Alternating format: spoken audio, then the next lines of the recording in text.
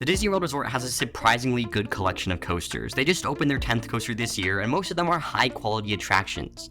Lucky for you, we have been on all these wonderful coasters that call Kissing Me Home, so in today's video, we're going to rank them from worst to best.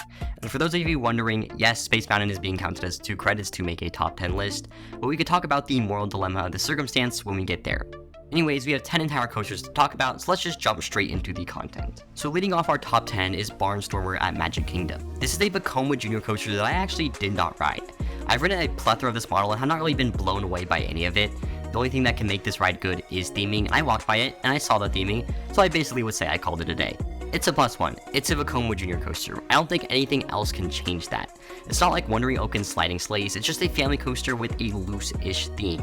Now, Barnstormer is not exactly a bad coaster, it does a good job at what it's supposed to do, but at the end of the day, it still is the most basic of family coasters out there, so it ends up here. Now, the difference between the 9th and 10th coaster is absolutely huge. The next coaster on this list is Seven Dwarfs Mine Train. Now, I have a lot of beef with this coaster. This ride does not deserve the wait times that it gets. At most, I would give this a 15-minute wait. It's that bad. I would rather ride pretty much any other ride in Fantasyland than this piece of crap. It is not worth the longest wait in the park for, and definitely not worth the individual lightning lane for. This ride is just really popular because, ooh, Princess Roller Coaster, let's bring our 6-year-olds on this for their first big ride. I shouldn't be mad about this because it's a great introduction to thrill rides for kids, but it's just not for me. It's not really a bad coaster, the swinging gimmick is cool and the sets are absolutely stunning. I'm just the wrong target audience. The most fun I had on this coaster was me swinging back the carts on the indoor dark ride section with my friends, and not actually the coaster itself. There are some mild positives, someone to be floater I guess, but even that, it's just an elongated Vekoma Jr. coaster with a custom layout.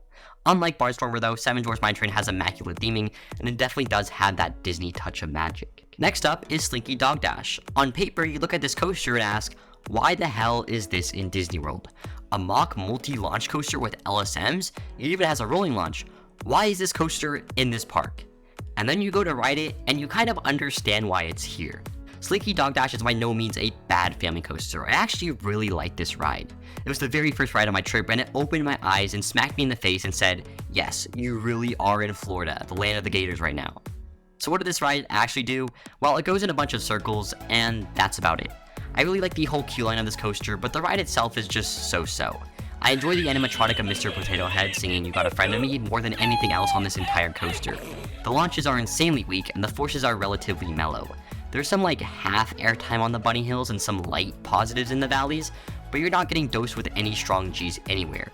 I do have to say, for a mock coaster in a Disney park, it somehow works so well. The track winding throughout the land is far from an eyesore, and the trains are just so comedic and fit in so well with the Toy Story land that I just think it works perfectly here. Honestly, this coaster is a great family coaster and it does not deserve any hate, no matter how much wasted potential it does have. Up next is Space Mountain. Now we are counting Space Mountain as 2 credits in this video for the sake of simplicity, aka I just really wanted to title the video Top 10 Coasters in Walt Disney World. Do we actually consider this coaster as 2 credits? Well, yeah, but that's very political and I don't think I need to explain myself. Anyways, I could go on a massive rant about how much I was disappointed I was at Space Mountain and Magic Kingdom, and how the hype around this coaster is made up. I honestly believe most people's love for this coaster is rooted in nostalgia and quirkiness, not because it is an actually good ride. I am spoiled to live close to Disneyland, and boy oh boy, Magic Kingdom's version of Space Mountain is nothing like the one in Anaheim. I was under the impression that there would be onboard audio. There isn't. The music just plays out throughout the whole entire building. That was a huge disappointment for me because I love how the layout at Disneyland is synced with the music. It's some of the coolest stuff ever. Additionally, the cars are just infinitely more uncomfortable at Magic Kingdom, and the coaster is just incredibly janky. Now this is why people suck off this coaster. It's janky, it's so unique, I love it. Well, I don't. The Anaheim's version is leagues better, and you can't change my mind on that. The argument that I hear all the time is that this coaster has airtime and California's does not. My answer to that is, who cares? Like literally, who cares? Space Mountain is about flying through space and recreating that experience. Disneyland creates this experience better than Magic Kingdom does. I'm not looking for janky ejector airtime on Space Mountain, I'm looking for a highly themed coaster that literally transports me to another world. I do have to admit there is some airtime on Space Mountain, not nearly as much as I've heard, but enough to say that there's actually some airtime. Besides that, I don't have much else good to say about this ride, so I just won't say it. It's a very okay coaster, but it does not have me on my knees begging to ride it again.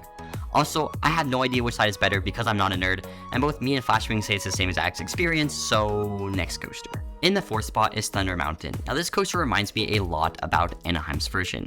It's smooth, goes through the mountain, and does everything traditional Thunder Mountain is supposed to do. It's just different. Essentially, it's the same experience, but not. It's a bizarre feeling riding something so familiar, yet it feels so unfamiliar. That's the best way I can describe this coaster.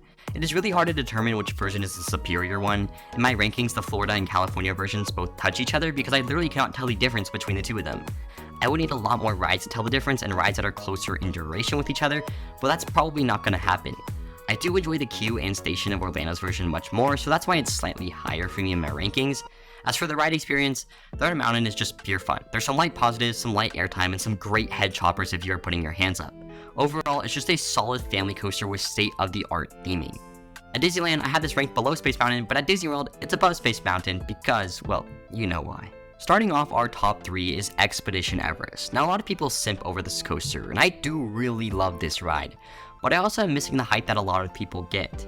The theming is immaculate, the mountain setting is just so good, and the layout does such a good job at highlighting the mountain. The broken track is gimmicky and not that cool. From my experience, you actually stop there for a long time before rolling backward, which kind of kills the whole gimmick for me. The good news is that the backwards drop and preceding pullout is actually very intense. This moment and the drop coming out of the mountain are peak moments of this coaster. There's actually a good amount of airtime coming out of the mountain and an intense valley at the bottom. The confrontations with the Yeti were so-so. You kind of just rise up to him instead of him appearing and coming at you. I assume the old animatronics were much better, but I just thought it was eh. The last thing is, between the amazing moments of the ride, you just kinda have a lot of meandering. I thought the pre-lift section was pretty useless, but honestly, I don't know why I'm hating on this ride because it was still very good.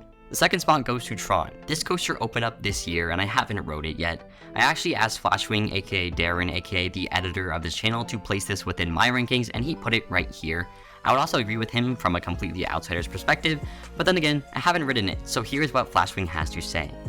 Tron is easily the best roller coaster in Magic Kingdom. Unlike other motorbike coasters like Arctic Rescue, this ride actually puts you into a motorbike position. The ride really makes you feel like you are on a bike going through the grid. The launch is surprisingly good, especially in the weird position, and the rest of the layout has some mild forces and airtime.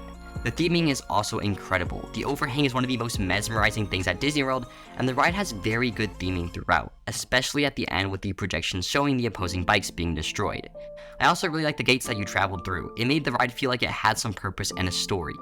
Overall, while this ride is very short, it is a great experience with some great theming. And the gold medal goes to Guardians of the Galaxy Cosmic Rewind. If you know anything about this channel or me, you know that I am a sucker for this ride.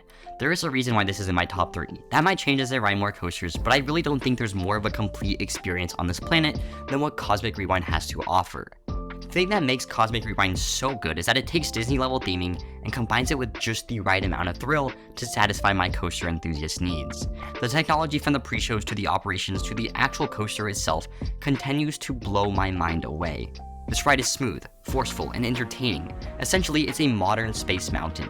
There's a more complex storyline, but it's really hard to follow on a ride.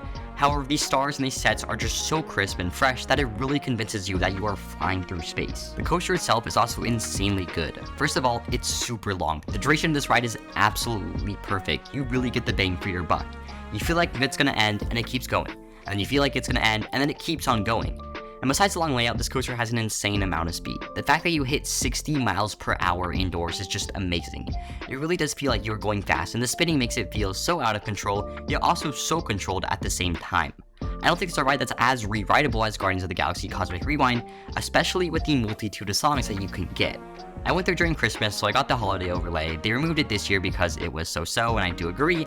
However, I can't wait to get back to Epcot and ride this while listening to Everyone Who Wants to Rule the World, because that is the best song ever. Anyways, for fairly obvious reasons, Cosmic Rewind is the best roller coaster at Disney World. And that's all for today's video, guys. As always, make sure to like and subscribe, join the Discord, link in the description. I'll see you in the next one. Have a great rest of your day. Goodbye.